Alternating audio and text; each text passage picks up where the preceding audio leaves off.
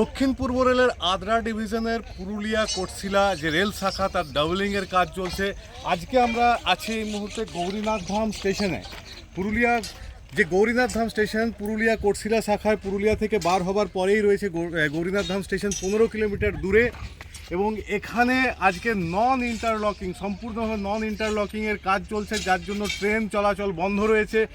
আমরা দেখতে পাচ্ছি যে কিভাবে সমস্ত লাইন, সেগুলোকে নতুন যে লাইন এখানে বসেছে, আগে এটা সিঙ্গেল লাইন ছিল, এখন এটা ডবল লাইনের কাজ চলছে। এবং আমরা দেখতে পাচ্ছি ডবল লাইনের যে মূল যে লাইন, যেটাকে মেন লাইন বলা হয়, সেই মেন লাইনের কাজ প্রায় শেষের মুখে। এবং প্ল্যাটফর্ম, যেটা একটা প্ল্যাটফর্ম লাইন, সেটাকে লুপ লাইন বলা হয়, সেই লুপ লাইনের কাজও কিন্তু চলছে।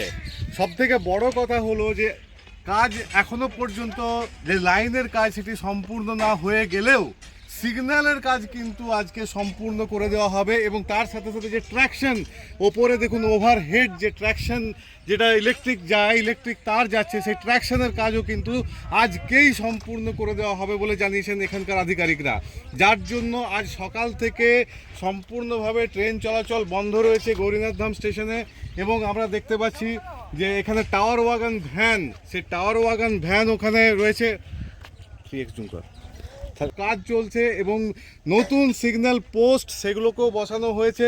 অর্থাৎ যে সিগন্যালিং এবং ট্র্যাকশন, এই দুটো হচ্ছে অত্যন্ত গুরুত্বপূর্ণ একটি রেল প্রজেক্টের ক্ষেত্রে। সেই দুটো কাজকেই আজকে সম্পূর্ণ করে দেওয়া হচ্ছে পুরুলিয়ার গৌরীনাথ ধাম স্টেশনে। পুরুলিয়ার মধ্যে এটি এতদিন একটা ছোট স্টেশন ছিল, কিন্তু এই যে ডবল লাইনের কাজ সম্পূর্ণ হয়ে যাবার পর গৌরীনাথ ধাম স্টেশন কিন্তু একটি গুরুত্বপূর্ণ রেল স্টেশনে পরিণত হবে।